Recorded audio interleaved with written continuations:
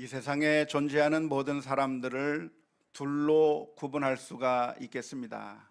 어떻게 구분할 수가 있죠? 남자와 여자로 구분할 수가 있겠고, 어른과 아이로 구분할 수 있겠고, 여러 가지 구분하는 방법들이 있을 텐데요. 영적인 측면에서 본다고 한다면 그리스도의 영이 있는 사람과 그리스도의 영이 없는 사람으로 나누어 볼 수 있겠습니다. 이해를 돕기 위해서 그림을 그려봤습니다. 하나님의 영이 있는 사람, 하나님의 영을 나타내기가 어려워서 그냥 하트로 표현했는데요. 하나님의 영이, 그리스도의 영이 있는 사람과 그렇지 못한 사람으로 영적인 관점으로 본다고 한다면 이렇게 두 종류로 나눌 수가 있겠습니다. 성경적인 가르침에 의하면 우리 마음 가운데 하나님의 영이 거하지 않는다면, 우리 마음 가운데 그리스도의 영이 없다고 한다면 그 마음은 비어있는 상태가 아니라 사실은 하나님이 아닌 다른 것이 들어가 있는 것이라고 가르치고 있습니다.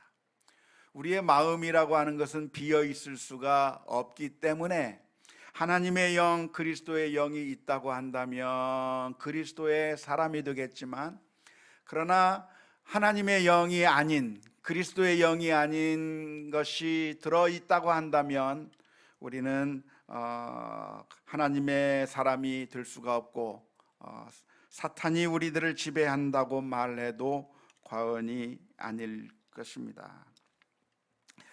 만일 우리가 하나님의 영이 우리 안에 계신다고 한다면 어떤 결과가 빚어지게 되는 것일까요?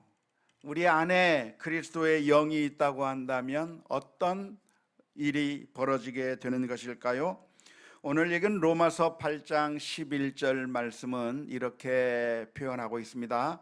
예수를 죽은 자 가운데서 살리신 이의 영이 너희 안에 거하시면, 그리스도 예수를 죽은 자 가운데서 살리신 이가 너희 안에 거하시는 그의 영으로 말미암아 너희 죽을 몸도 살리시리라. 하나님의 영이 우리 안에 거하시게 된다면 우리의 죽을 몸도 다시 살아나게 된다고 표현하고 있습니다. 이것은 아주 놀라운 소식입니다. 우리의 육신이라고 하는 것은 날마다 하나씩 그 기능을 잃어갈 수밖에 없어요. 옛날 젊었을 때에는 무엇을 해도 피곤치 않았을 텐데 나이를 먹어가면서 그 기능이 하나씩 망가져 버리고 있고, 결국에는 우리의 육신은 죽어버릴 것이고 썩어져 버리게 될 거라고 하는 것을 우리는 모두가 다 알고 있습니다. 우리의 육신이라고 하는 것은 나아지는 것이 아니라 계속해서 죽음을 향해서, 썩음을 향해서 갈 수밖에 없는 게 우리의 육신이라고 할 수밖에 없습니다. 왜 우리의 육신은 썩어져 가는 것일까요? 왜 우리의 육신은 망가져 버릴 수밖에 없는 것이고 결국에는 죽을 수밖에 없는 것일까요? 그것은 원래 하나님께서 그렇게 만드셨기 때문이 아닙니다.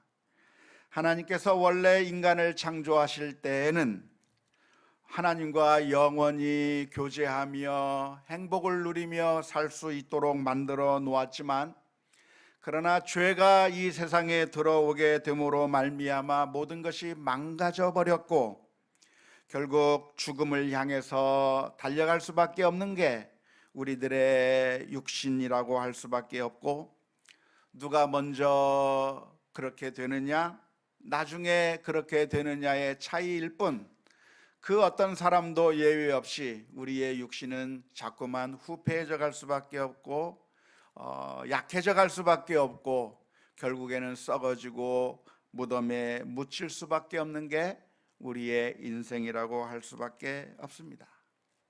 하지만 그런 우리를 향해서 로마서 8장 11절 말씀에서는 아주 놀라운 소식을 전해주고 있는 겁니다. 로마서 8장 11절의 말씀 가운데서 그리스도를 살리신 하나님의 영이, 그 영이 우리 안에 거하시게 된다면, 그러면 그 영으로 말미암아 우리의 죽을 몸도 다시 살리실 것이라고 말씀해 주고 계십니다. 어떻게 하나님의 영이 우리들의 몸을 살리시는 것일까요? 예수님을 다시 살리셨던 것처럼, 그 옛날 예수님이 십자가에 못 박혀 죽으셨으나, 그리고 장사 지낸 바 되었으나 다시 3일 만에 부활하게 만드신 것처럼 우리들도 다시 부활하게 될 것이라고 가르치고 있는 것입니다. 우리의 몸이 다시 살아나기 위해서는 두 가지 전제가 있어야 할 것입니다. 첫 번째 전제는 무엇일까요? 예수 그리스도께서 죽었으나 다시 살아났다고 하는 것이 사실이라고 하는 전제입니다. 우리의 몸을 살리시는데 어떻게 살리실 것인가? 예수님을 살리셨던 것처럼 우리도 살리실 거라고 했으니까, 예수님이 살아나신 그것이 진실이어야만, 예수님께서 다시 부활하신 것이 사실이어야만 우리의 몸도 다시 살아날 거라고 하는 사실을 믿을 수가 있는 것이죠. 그래서 첫 번째 전제가 있다고 한다면, 예수님께서 부활하셨다고 하는 것이 사실인가 하는 문제입니다. 예수님께서 부활하신 것이 진짜로 일어난 일이어야 우리도 다시 살 수 있다고 하는 것을 믿을 수가 있는 것이죠. 예수님께서 죽었으나 다시 살아나셨다고 하는 것이 역사적인 진리입니까? 누군가 꾸며낸 이야기입니까? 어떤 것이죠? 예? 진리라고 말씀해 주셨는데 어떻게 하셔요? 어떻게 하십니까? 안타깝게도 우리들은 그때의 그 사건으로부터 2000년이나 후대에 살고 있습니다. 시간적 간격이 있기 때문에 우리 가운데 그 누구도 예수님께서 직접 부활하셨다고 하는 사실을 목격한 사람은 없습니다. 저도 못 봤어요.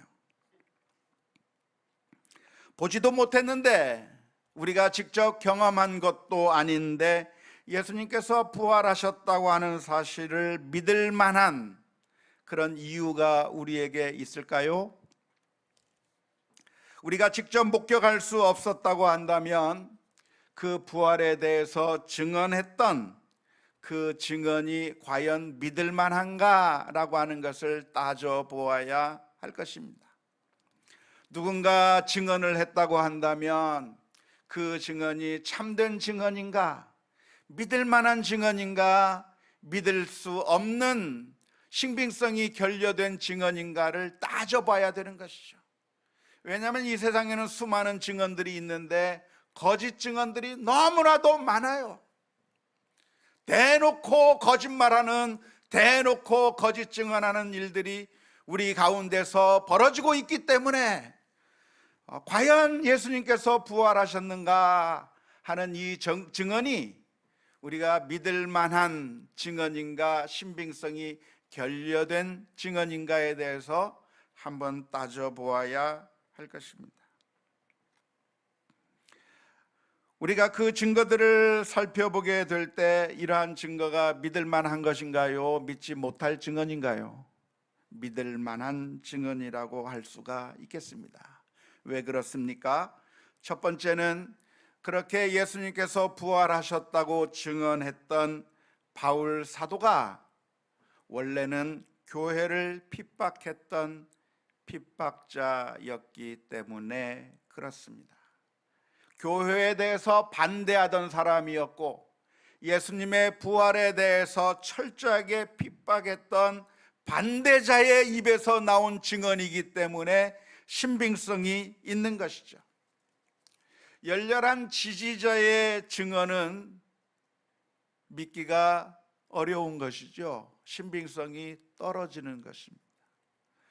경기를 하는데 우리 편과 상대편이 경기를 하는데 애매한 판정이 있습니다. 과연 이게 인인지 아웃인지 참 판단하기가 어려운 상황 가운데서 우리 편한테 물어보면 뭐라고 대답해요? 그거 인이라고 대답하는 거예요. 우리 편에 유리한 대로 증언하는 겁니다. 내가 두 눈으로 확실하게 봤다, 저거 인이다라고 이야기를 하는 거죠. 하지만 상대편에게 물어보면 아웃이라고 이야기를 하는 겁니다. 자기 편에 유리한 대로 봤다고 이야기하는 겁니다. 똑같은 것을 보면서도 우리 편이냐 우리 편이 아니냐에 따라, 열렬한 지지자냐 반대파냐에 따라 그 보는 시각이 달라질 수밖에 없는 것이, 그게 사람의 눈인 것이죠. 따라서 만일 열렬한 신앙인이었고 열렬한 지지자였다고 한다면 아무리 열렬하게 증언한다고 할지라도 그 증언에 대해서 의심해 볼 필요가 있는 것이죠. 왜냐하면 객관적인 증언이 아니기 때문이고, 내가 한번 우리 편이 되었다고 한다면 우리 편에 유리한 방식으로 믿으려고 하는 그런 경향이 우리들에게 있기 때문에 그렇습니다. 하지만 우리가 바울 사도의 증언을 믿을 만한 이유가 무엇일까요? 그것은 바로 바울 사도는 신앙을 가지고 있었던 교회의 일원 가운데서 있었던 사람이 아니라 기독교 신앙을 박해하고 핍박하던 반대자였기 때문에 그의 증언을 믿을 만하게 되는 것이죠. 무조건 좋게 봐주려고 하는 열렬한 지지자가 아니었고, 의심하고 또 의심하고 또 의심하면서 철저하게 교회를 박해했던 그가 어느 날 완전히 변화하여 예수님의 부활에 대해서 증언하고 다녔기 때문에 이 바울 사도의 증언은 믿을 만한 것이라고 볼 수가 있겠습니다. 두 번째로 이 바울 사도의 증언을 믿을 만하다고 볼 수 있는 이유가 무엇일까요? 그것은 이렇게 바울 사도가 태도를 바꿈으로 인해서 바울 사도가 얻은 것은 아무것도 없었기 때문에 그렇습니다. 갑자기 태도를 바꿈으로 말미암아 물질적인 대단한 이득을 보았다든가 권력을 누리게 되었다고 한다면, 그러면 그의 말을 의심해 볼 필요가 있을 겁니다. 저 사람이 저렇게 자신의 태도를 바꾼 이유가 무엇인가? 돈 때문에 바꿨을 것이다, 여러 가지 이유 때문에 바꾸게 되었을 것이다 라고 하는 합리적인 의심을 해볼 수가 있는 것이죠. 하지만 바울 사도가 이렇게 태도를 완전히 바꾸어 버림으로 말미암아 바울 사도가 얻게 된 것은 아무것도 없었을 뿐만 아니라 심지어 자기가 가지고 있던 모든 기득권은 다 빼앗겨 버리고 말았습니다. 그리스도를 위하여 엄청난 고난을 당하게 되었고, 심지어 목숨까지도 잃어버릴 수밖에 없는 그런 고난 가운데 들어가게 되면서도 자신의 증언을 위해서라고 한다면 철저하게 자신의 믿음을 지켰고, 그리고 그 증언이 어떠한 핍박과 박해 가운데서도 포기하지 않았기 때문에 우리는 바울 사도의 증언이 신뢰할 만한 것이라고 생각할 수가 있을 것입니다. 세 번째로 바울 사도의 증언이 믿을 만한 것이라고 우리가 볼 수 있는 그 이유가 무엇일까요? 그것은 그렇게 예수님께서 부활하셨다고 하는 것을 증언한 자가 바울 사도만이 아니었다고 하는 점입니다. 수많은 사람들이 예수님께서 부활하셨다고 하는 것을 증언하고 다닌 것이죠. 베드로와 요한과 야고보를 비롯한 12 제자들과 수많은 믿음의 사람들이 그런 증언을 하고 다녔는데, 이들도 역시 한때는 예수님께서 죽었다고 하는 사실 때문에 포기했던 사람들이고 절망했던 사람들이고 실망해버렸던 사람이고, 심지어 도마와 같은 사람은 믿을 수 없다고 하면서 끝까지 내가 내 눈으로 보지 아니하면, 내가 만지지 아니하면 내가 인정할 수 없다고 했던 그런 사람들이 나중에는 자신의 목숨을 내어놓으면서까지 예수님을 믿는다고 하는 그 사실 때문에 동네에서부터 추방을 당하고 가지고 있는 모든 것들이 빼앗기고 죽임을 당하면서도 그 증언을 포기하지 않은 수많은 믿음의 사람들이 있었고, 그리고 그런 사람들 때문에 예수 그리스도를 고백하는 사람들이 급격하게 불어났다고 하는 그 사실을 보면서 이러한 증언이 참되다고 하는 사실을 우리는 인정할 수가 있을 것입니다. 사람이 죽었다가 살아나는 것은 불가능한 일이에요. 그렇기 때문에 죽으면 슬픈 거예요. 아주 너무나도 절망적인 일이 되는 것이죠. 하지만 그 불가능한 일이 그걸 믿지 않으면 안 될 정도로 확실하게 자신들의 눈앞에서 일어났기 때문에 그들은 부활을 증언할 수가 있었던 것이고, 예수님께서 다시 살아났다고 하는 것은 성경에서 말하고 있는 그대로 진리라고 하는 사실을 우리가 알 수가 있을 줄로 믿습니다. 우리의 몸을 살리신다고 하는 또 하나의 전제가 있는데요, 그것은 바로 하나님의 영이 우리 안에 있어야 한다고 하는 전제입니다. 누구든지 하나님의 영이 우리 안에 있다고 한다면, 하나님의 영, 그리스도의 영, 성령께서 우리 안에 있다고 한다면, 우리 주님을 살리셨던 그 하나님의 영이 우리도 죽음 가운데서 다시 살릴 거라고 말씀해 주고 있습니다. 우리 마음에 하나님의 영이 계셔야 된다고 하는 건데요, 그리스도의 영이 있어야 된다는 말이고, 성령께서 우리들의 마음 가운데 있어야 한다고 하는 그런 의미인데요, 어떻게 하면 성령님께서 우리들의 마음 가운데 있을 수 있을까요? 우리 안에 있을 수 있을 것인가요? 어떻게 하면 성령이 우리 안에 있을 수 있을까요? 많은 사람들이 어떻게 생각하냐면, 우리가 성령께서 우리 안에 들어오게 만들려고 한다면 기도를 많이 해야 된다고 생각을 합니다. 기도하면서 성령 충만케 하여 주옵소서, 성령을 내게 주옵소서 간절히 기도하고 또 기도하면 어느 순간에 그 기도에 따라서 성령님께서 우리에게 임재하시는 그런 아주 특별한 경험을 하게 될 것인데, 우리가 열렬하게 기도하면 성령님께서 우리 안에 들어오게 되실 거라고 생각을 하곤 합니다. 물론 우리가 기도하는 것은 중요한 것이고, 기도하면 또 응답해 주신다고 하는 것은 사실입니다.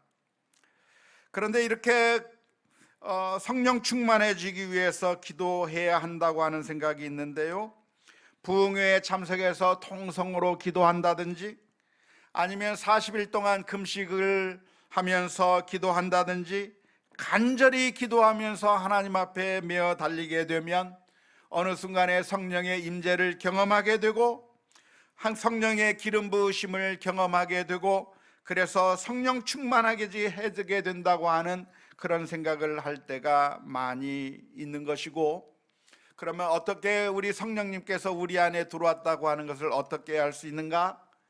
그렇다고 한다면 우리가 갑자기 방언을 하게 된다든지, 아니면 신비한 경험을 하게 된다든지 하게 되면 성령님께서 우리 안에 오셨다고 하는 것을 알 수 있을 것이라고 사람들이 많이 생각을 합니다. 하지만 성경에서 가르치고 있는 이야기는 다른 방법으로 알려주고 있습니다. 성경은 우리들에게 어떻게 가르쳐주고 있는가? 사도행전 2장 38절 말씀에 이런 말씀이 기록되어 있습니다. 사도행전 2장 38절 말씀입니다. 베드로가 이르되 너희가 회개하여 각각 예수 그리스도의 이름으로 세례를 받고 죄 사함을 받으라. 그리하면 성령의 선물을 받으리니. 우리가 어떻게 성령의 선물을 받을 수 있는가? 어떻게 우리 마음 가운데 하나님의 영이 임재할 수 있겠는가? 그 방법을 베드로 사도는 이야기하는데 무슨 이야기를 하냐면, 회개하고 예수님을 믿으면 성령께서 우리 안에 들어오신다고 하는 것입니다. 우리가 회개할 때 하나님의 영이 우리 안에 임재한다고 하는 것인데요, 회개한다고 하는 것이 무슨 말일까요?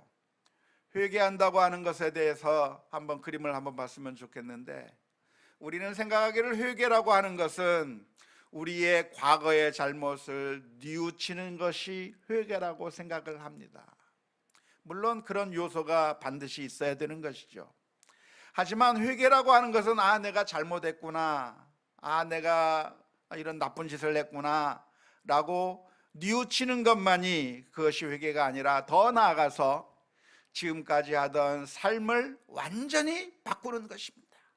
지금까지 죄를 지으면서 살았다고 한다면 죄를 버리고 이제는 그리스도를 따르는 삶의 방향을 완전히 달리하는 것이고, 지금까지는 내가 사탄의 말에 따라 추종하며 살았다고 한다면 이제는 예수님의 말씀에 따라 추종하며 사는 우리들의 마음의 주인을 바꾸는 것이 회개라고 할 수가 있을 것입니다. 사도행전 2장 38절에서 가르쳐주고 있는 것이 무엇이냐면, 우리가 어떻게 그리스도의 영을 받을 수 있는가, 성령을 받을 수 있는가, 성령의 선물을 어떻게 받을 수 있는가, 우리가 회개해야 된다는 거예요. 다시 말하자면 우리들의 마음의 주인을, 지금까지는 사탄을 주인으로 섬기고 돈을 주인으로 섬기고 그리고 명예와 권력을 우리들의 마음의 주인으로 섬기면서 그것을 추종하면서 살았다고 한다면, 이제는 그 주인을 버려버리고 이제는 예수 그리스도를 마음속에 모시고 주님의 뜻대로 순종하며 주님께서 원하시는 그 삶의 길을 걸어가는 게, 그게 성령을 선물로 받는 것이라고 사도행전 2장 38절에서 가르쳐주고 있습니다. 다시 말하자면 우리가 성령님께서 이끄시는 삶을 살게 될 때, 우리가 누구의 뜻에 따라 사는가? 성령님께서 우리들에게 말해주시는 대로 사는가? 아니면 사탄이 우리를 유혹하는 대로 사탄의 말에 이끌려서 사는가? 누구의 말을 들으면서 사는가에 따라서 우리의 삶이 달라지게 되는 것인데, 성령님께서 우리를 이끄시는 대로, 악이 이끄는 대로가 아니라 성령님께서 우리를 이끄시는 대로 순종하며 살아간다고 한다면 우리들의 마음 가운데 성령님께서 계시는 것이라고 성경 말씀은 가르쳐주고 있습니다. 로마서 8장 13절 14절 말씀입니다. 너희가 육신대로 살면 반드시 죽을 것이로되 영으로서 몸의 행실을 죽이면 살리니, 무릇 하나님의 영으로 인도함을 받는 사람은 곧 하나님의 아들이라. 하나님의 영에 의해서 인도하심을 받는 사람이 하나님의 자녀다, 이 말이에요. 우리 성령님께서는, 우리 주님께서는 우리들의 마음의 문을 두드리고 계시죠. 우리 주님께서는 전능하신 주님이시기 때문에 우리들의 마음의 문을 박살내버리고 강압적으로 들어오실 수 있는 능력이 계시지만, 그러나 우리 주님께서는 그런 방법을 사용하시는 것이 아니라 우리들의 마음문 밖에서 우리들의 마음의 문을 노크하고 계시는 겁니다. 요한계시록 3장 20절의 말씀에 이렇게 기록하고 있습니다. 볼지어다 내가 문 밖에 서서 두드리노니 누구든지 내 음성을 듣고 문을 열면 내가 그에게로 들어가 그와 더불어 먹고 그는 나와 더불어 먹으리라고 말씀해 주셨어요. 우리 주님께서 말씀하지 않는 것이 아니라 모든 사람들에게 말씀해 주고 계시는 것이죠. 얘야, 그렇게 살면 안 된다, 그렇게 악을 행하면 안 된다, 사랑하면서 살아야지, 용서하면서 살아야지, 우리들의 마음의 문을 노크하고 계시는 것이죠. 그 음성을 우리가 들리지 않는 것처럼 생각하면서 애써 모른 척하고, 주님께서 내게 말씀하지 않는 것처럼, 안 들리는 것처럼 생각하면서 살아가고 있지만, 그러나 우리가 정말 귀를 기울여서 하나님의 음성에 귀를 기울인다고 한다면 그 음성이 크게 들리는 거예요.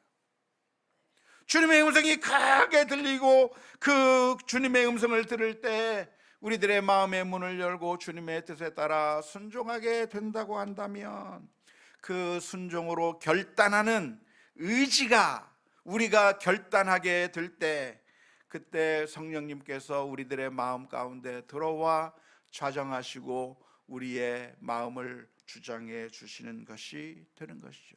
그게 바로 우리가 예수님을 영접하는 것이고 주님을 받아들이는 것입니다.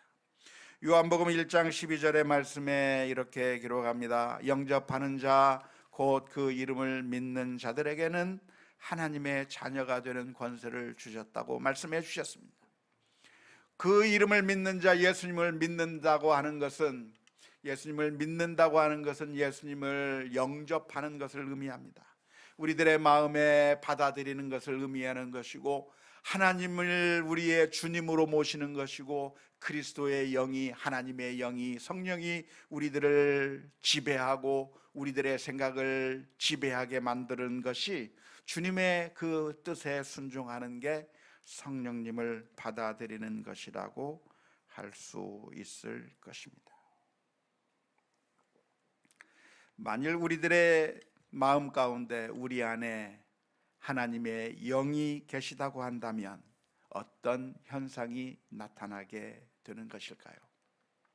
우리 안에 하나님의 영이 계시다고 하는 사실은 어떤 현상으로 드러나게 되는 것일까요? 방언을 말하는 걸로 나타날 거라고 많은 사람들이 생각하지만, 그것은 일부 사람들에게 주시는 은사이지 모든 사람들에게 똑같이 나타나는 것이라고 할 수가 없겠습니다. 모든 사람들에게 똑같이 나타나는, 성령님께서 임재하셨을 때, 우리 마음 가운데 오셨을 때 드러나게 되는 현상이 있다고 한다면 어떤 현상이 있습니까? 로마서 8장 13절 말씀은 이렇게 기록합니다. 너희가 육신대로 살면 반드시 죽을 것이로되 영으로서 몸의 행실을 죽이면 살리니. 다시 말하자면, 주의 성령이 우리 안에 있다고 한다면 몸의 행실을 죽이는 것으로 나타나게 되는 것이죠. 죄를 짓지 않고 악한 일을 하지 않고 하나님께서 기뻐하시는 일을 하게 된다고 하는 의미입니다. 물론 우리가 완벽해진다고 하는 그런 의미는 아닐 겁니다. 왜냐하면 우리가 완벽해지는 것은 저 천국에 가서야 비로소 완벽해질 것이기 때문에 그렇습니다. 여전히 넘어지고 여전히 실수하고 여전히 잘못된 길로 갈 수도 있겠지만, 그러나 주의 성령께서 우리 안에 계시다고 한다면 죄를 즐기고 기뻐하는 것이 아니라 죄를 미워하는 마음이 드는 것이고, 하나님께서 기뻐하시는 일을 하게 되는 것이라고 하는 것이죠. 거룩을 사모하는 마음이 생기게 되는 것입니다. 두 번째로 어떤 현상이 나타나게 되는가? 로마서 8장 15절의 말씀에서는 이렇게 기록합니다. 너희는 다시 무서워하는 종의 영을 받지 아니하고 양자의 영을 받았으므로 우리가 아빠 아버지라고 부르짖느니라. 성령님께서 우리 안에 계시다고 한다면 하나님을 어떻게 부를 수 있는가? 아빠라고 부를 수 있다고 하는 겁니다. 아빠라고 부른다고 하는 이야기는 단순히 그렇게 우리가 호칭을 그렇게 부른다고 하는 것이 아니라, 하나님을 아버지로 모시고 그 아버지됨을 누린다고 하는 의미죠. 아버지를 의지하고 아버지를 신뢰하고 아버지와 동행하게 되는 삶을 살게 된다는 것이죠. 하나님이 진짜 나의 아버지인 것처럼 하나님을 의지하며 신뢰하며 살아가는 결과가 나타나게 되는 것이죠. 무서워 벌벌 떠는 것이 아니라, 이 세상에 살면서 두려움 가운데 사는 것이 아니라, 하나님이 나의 아버지라고 하는 사실을 믿으면서 담대하게 살게 되는 그런 결과가 나타나게 되는 것입니다. 하나님의 영이 계시다고 한다면 결국 우리들의 몸을 다시 살리실 것이라고 하는 것이 오늘 읽은 로마서 8장 11절의 말씀입니다. 여러분은 예수 그리스도를 마음속에 모시고 계십니까? 아멘. 하나님의 영이 계시면 우리의 몸을 다시 살리실 거다. 우리의 몸은 썩어질 수밖에 없고 망가질 수밖에 없는데, 그런데 하나님의 영이 계시면 우리를 다시 살리실 거라고 하는 로마서 8장 11절의 말씀을 보면서 우리는 어떤 결론을 내릴 수 있겠습니까? 첫 번째는 우리의 몸이 자꾸만 망가져가고 우리의 몸이 자꾸만 후패해져가고 심지어 사망하게 되고 썩어져가고 무덤에 묻힌다 할지라도 우리는 절망할 게 아닙니다. 우리의 몸이라고 하는 것은 늘 망가져요. 옛날에는 건장했는데 이제는 허리도 아프고 이제는 다리도 아프고 이제는 예전처럼 움직일 수 없는 상황들이 자꾸만 생겨가요. 아직 안 생긴 사람은 조금만 기다려 보세요. 그렇게 돼요. 우리의 몸이라고 하는 것은 영원히 건장한 게 아니에요. 결국에는 못 쓰게 되고 결국에는 망가지고 결국에는 문드러지고 결국에는 죽어서 썩어지고 묻힐 수밖에 없는 게 우리들의 육신이에요. 그런데 로마서 8장 11절의 말씀에 무슨 얘기를 하고 있냐면 하나님의 영이 너희 안에 거하시면 예수님을 살리신 그분께서 우리도 다시 살릴 것이다 말씀하고 계셔요. 따라서 우리가 우리의 몸을 바라보면 절망적일 수 있어요. 우리의 몸을 바라보면 한숨이 나올 때가 있어요. 하지만 우리가 우리의 모습을 보면서 절망할 게 아니라, 우리의 인생이 이것으로 끝나는 것이 아니라 하나님이 우리를 사랑하시며 다시 일으키시는 부활의 소망이 있고 우리가 부활의 몸을 가질 거라고 하는 그 사실을 기억하면서 소망으로 주님을 바라볼 수 있는 우리 모두가 다 될 수 있기를 주님의 이름으로 축원합니다. 두 번째로 우리가 기억해야 될 것이 있다고 한다면, 우리가 하나님의 영이 우리 안에 거하시면 그리고 하나님께서 우리를 다시 살리실 거라고 하는 사실을 믿는다고 한다면 어떤 결과가 나타날 것인가? 이 세상에서 우리의 수고가 보상을 받지 못한다 할지라도 절망할 것은 아닙니다. 안타깝게도 이 세상에서 사는 우리들의 삶은 모순투성이고 무엇인가 하나 제대로 된 것 없이 엉망진창으로 돌아가는 것처럼 보일 때가 너무나도 많습니다. 의를 위하여 헌신했던 사람들은 억울한 일들을 당하고 힘든 일들을 당하고, 악을 행하며 온갖 파렴치한 일들을 행한 사람들은 아무런 문제 없이 떵떵거리면서 사는 것 같은 일들이 우리들의 눈앞에 펼쳐지고 있습니다. 우리가 하나님의 뜻대로 산다고 하면서 믿음으로 살아왔는데, 그런데 우리들의 문제는 해결되지 않기도 하고, 주를 위하여 헌신했다고 하는데 아무런 보상도 없는 것 같고, 선하게 살라고 말씀하셔서 선하게 살기도 하고 긍휼을 베풀기도 하고 선으로 악을 갚았는데 아무런 보상도 아무런 인정함도 받지 못하는 것 같아서, 그래서 절망스러울 때가 많이 있습니다. 하지만 누가복음 14장 12절에서부터 14절의 말씀을 보면 이런 말씀이 기록되어 있습니다.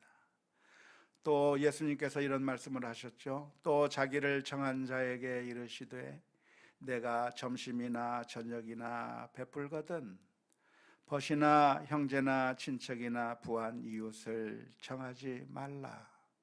두렵건대 그 사람들이 너를 도로 정하여 내게 갚음이 될까 하노라.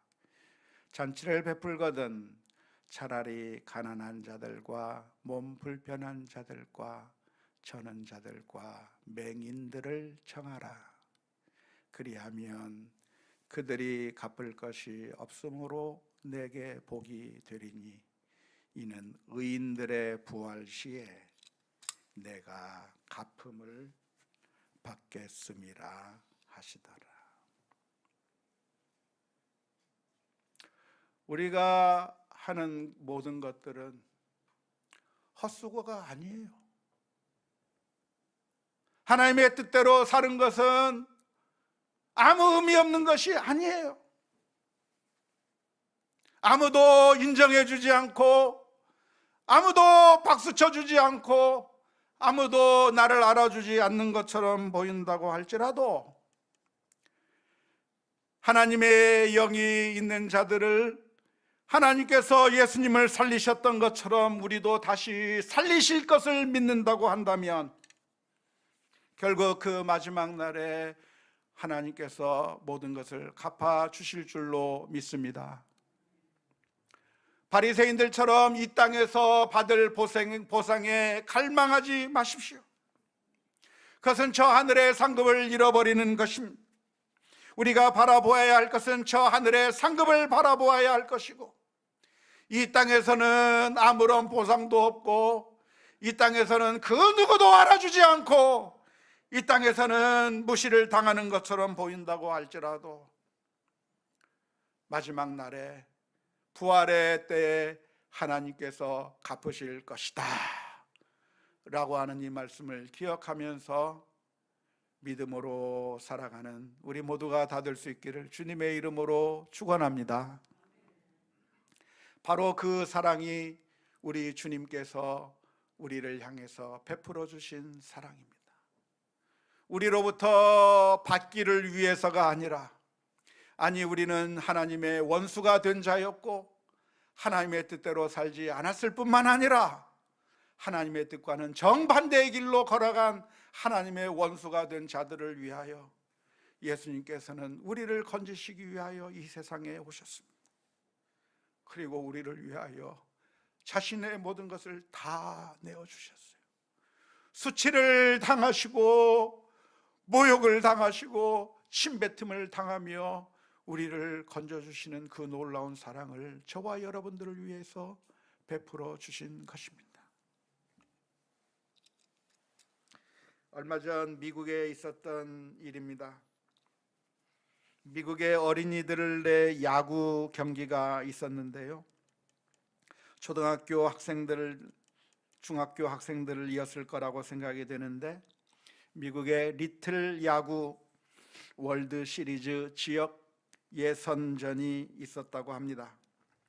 오클라호마 팀과 텍사스 이스트 팀이 서로 맞붙는 자리였는데요, 텍사스 이스트 팀의 쉘턴이라고 하는 투수가 공을 던지는 가운데 자비스라고 하는 오클라호마 타자가 공을 치기 위해서 타석에 섰을 때였습니다. 그런데 투수가 던진 공이 자비스 타자의 헬멧에 정통으로 맞아 버렸습니다. 그러자 이 자비스 타자는 그 자리에서 쓰러져 버리고 말았습니다.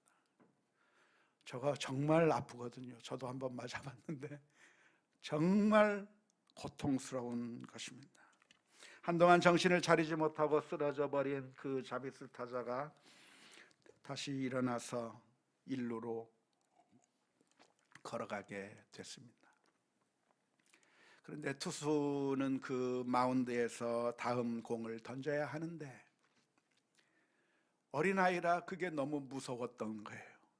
내가 던진 공이 상대 타자의 머리에 맞은 것이 너무나도 무서워서, 어린아이니까 경험도 별로 없고 너무나도 무서워서 공을 던지지 못하고 마운드 위에서 벌벌 떨며 흐느끼고 울기 시작했습니다. 바로 그때 자비스라고 하는 이 어린 선수가 일루에 있다가 자신의 헬멧을 잠시 내려놓고 투수를 향해서 걸어갔어요. 그리고 그 투수를 껴안아줬어요. 괜찮아, 괜찮아, 넌 잘하고 있어. 그 모습을 본 사람들이 너무나도 감동이 되어서 박수를 쳤다고 하는 그런 뉴스를 본 적이 있습니다. 사랑하는 성도 여러분, 그런데 바로 그게 우리 주님께서 우리를 위해서 하신 일입니다. 우리를 향해서 이 세상에 내려오셔서 우리를 안아주셨어요. 우리의 허물을 감싸주셨어요. 우리를 향해서 아무런 보상도 기대하지 아니하고 은혜를 베풀어 주셨어요. 그 놀라운 사랑을 우리가 받았다고 한다면 우리가 이 세상에서 조그마한 보상이 없다고 넘어지고 쓰러지고 포기할 게 아니라 하나님의 영이 우리 안에 거하시면 하나님께서 부활할 그 날에 우리를 다시 살리시고 인정해 주시고 보호해 주실 거라고 하는 사실을 믿으면서 담대하게 믿음으로 승리해 나가는 우리 모두가 다 될 수 있기를 주님의 이름으로 축원합니다.